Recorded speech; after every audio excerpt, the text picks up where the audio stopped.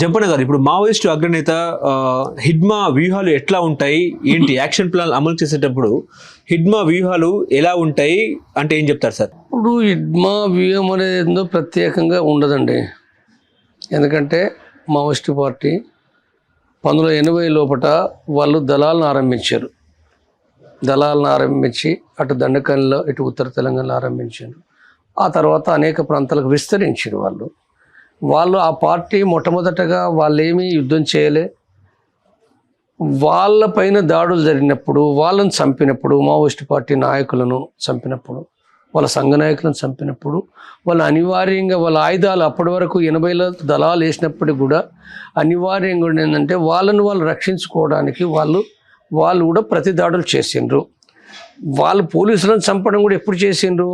85, 86 తర్వాతనే చేశారు.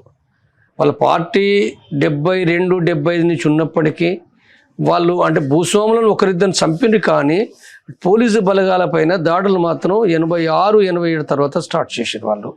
కాబట్టి దాంట్లో పట్ట వాళ్ళు కూడా మావోయిస్టు పార్టీ వాళ్ళ దళాలు, ప్లాటూన్స్, కంపెనీ పెట్టుకోవడము, తర్వాత ఇక్కడ విప్లవం చేయాలన్నట్టు కూడా వాళ్ళు కూడా ఒక సైన్యాన్ని, PLJ ప్రజా సైన్యాన్ని ఆర్గనైజ్ చేసుకోవాలి అని, తర్వాత ఆ ప్రజా సైన్యానికి ట్రైనింగ్ ఉండాలని, ఆ ప్రజా సైన్యం కూడా ఉందంటే వివిధ ప్రాంతాల్లో పట్ల కూడా తమ లోపలికి వచ్చిన పోలీసు బలగాలను, అంటే ఎక్కడో ఢిల్లీలో ఉన్న వాళ్ళని చంపడం కాదు, లేకపోతే మామూలుగా సివిల్లో ఉన్న పోలీసులు అందరిని చంపడం కాదు.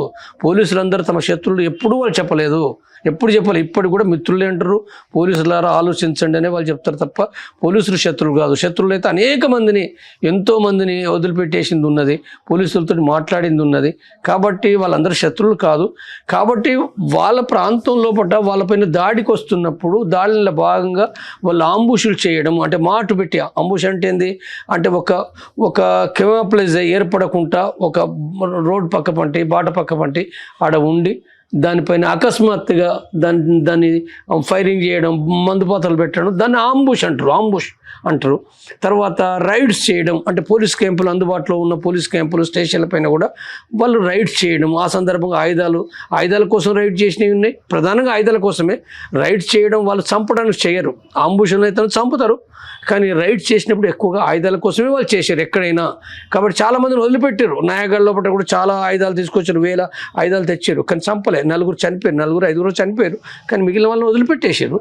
కాబట్టి వాళ్ళ దాంట్లో ఉండే విధానాలు వేరు, ఎప్పుడు చంపుతారు, ఎప్పుడు దాన్ని వదిలేస్తారు అనేది ఆ విధానాలన్నీ వేరు.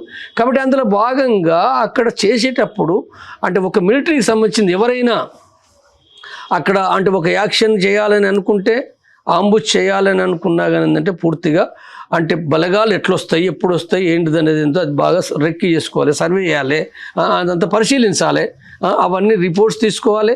వచ్చే బలగాలు ఎంత ఉంటాయి, వాళ్ళని ఎట్లా దెబ్బతీయాలి, ఏ రకంగా మందుపాతలు పెట్టాలి, ఎట్లా ఫైరింగ్ చేయాలి, తర్వాత బ్యాచ్లు కూడా ఎట్లా అంటే అక్కడ మోహరించాలి, బ్యాచ్లు కూడా అంటే తమ బలగాలు కూడా మోహరించాలి కదా.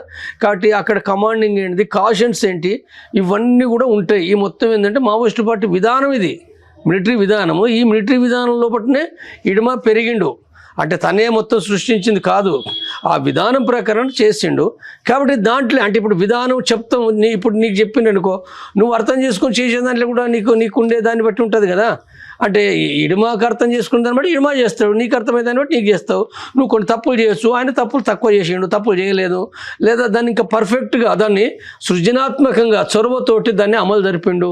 అక్కడ యుద్ధ రంగంలో పట్ల కూడా కేడర్ను మోటివేషన్ చేసిండు, సరిగ్గా దాన్ని ధైర్యంగా నాయకత్వం వహించిండు, వెనకకు పోకుండా ఖచ్చితంగా సక్సెస్ చేయాలని ఒక బలమైన పట్టుదలతో చేసిండు. కాబట్టి తర్వాత దాన్ని ప్లాన్ చేయడంలో బట్టి కూడా ఆ ప్లాన్ కూడా వేయాలిగా నిర్దిష్టంగా, అంటే ఆ జాగాలు చూసుకోవడము, తర్వాత అనేక విషయాల్లో బట్టి కూడా తన ప్లాన్ చేయడంలో బట్టి కానీ, నాయకత్వం మిలిటరీ కమాండింగ్ పాత్ర వహించడంలో బట్టి కానీ, తర్వాత మోటివేషన్ చేయడంలో బట్టి కానీ చాలా కీలకమైన పాత్ర పోషించిండు. కాబట్టి చాలా సక్సెస్ అయిండు. ఇది ఆయనలో ఉన్న గొప్పతనం. అది అంటే మావోయిస్టు పార్టీ విధానం ఉన్నప్పటికీ ఆ విధానాన్ని అర్థం చేసుకొని మరింతగా సృజనాత్మక అమలు చేయడంలో పట్ల హిడ్మా చాలా ఒక పర్ఫెక్ట్ కమాండర్. ఓకే, ఇప్పుడు హిడ్మా తర్వాత చివరిగా మిగిలింది గణపతి ఎక్కడ అన్నట్టు కూడా ఇప్పుడు చర్చ నడుస్తూ ఉంది.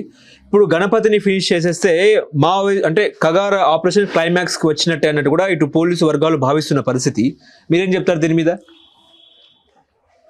ఇప్పుడు పోలీసు వర్గాలు అట్లా చెప్పినట్టుగా నేను అనుకుంటలేను.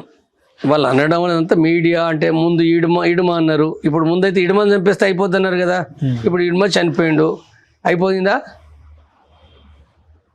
లేదా ఇప్పుడు దేవా వచ్చిండని మళ్ళీ ఎవరికి ఏది దొరికితే గదే పెడతారు. దేవా వచ్చినట్టు ఒక వీడియో రిలీజ్ చేసినట్టు అంటే మీడియా వాళ్ళకు వీడియో రిలీజ్ చేసినట్టే వచ్చింది వార్త. మీడియాకు ఎవ్వరు చేయలేదు, మీడియా వ్యూవర్స్ కోసము పెట్టే ఇవన్నీ శీర్షికలు.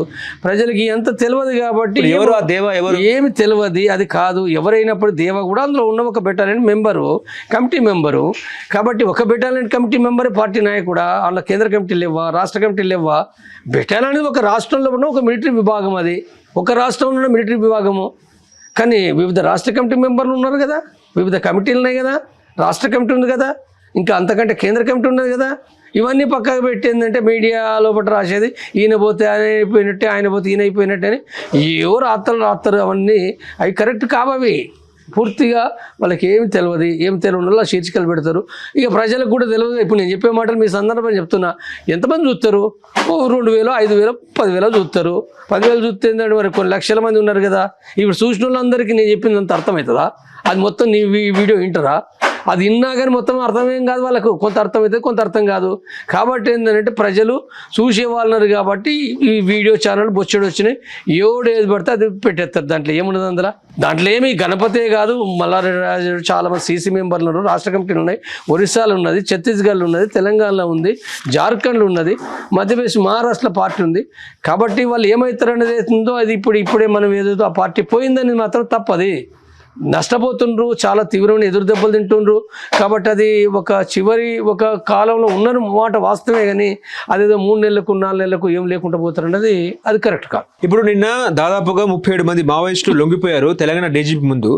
మిగతా వారిలో DVCM 3, ACM 9, పార్టీ సభ్యులు 22 మంది ఉన్న పరిస్థితి. అయితే ఇంకా అజ్ఞాతంలోకి 59 మంది తెలంగాణ వాసులు ఉన్నట్టు కూడా పోలీసులు భావిస్తున్నారు. నిజమే అంటారా? ఉండొచ్చు, మరి వాళ్ళకి లెక్కలు తీసుకుంటారు కదా. 59 ఉన్నారా, 70 ఉన్నారా, కొంత అటు ఇటు ఉండొచ్చు. ఒక సంకేతం మాత్రం తెలంగాణ నుంచి ఏంటంటే చాలా మంది చనిపోవడం, సరెండర్ కావడం జరిగింది. కాబట్టి తెలంగాణ వాళ్ళు అయితే తగ్గినరు. అయితే వాళ్ళు వేరు రాష్ట్రాల్లో, ఒక తెలంగాణలో లేరు కదా, వేరు రాష్ట్రాల్లో కొంత అటు ఇటు ఉండొచ్చు. వాళ్ళు చెప్పే సంఖ్య అది నిజమే కావచ్చు.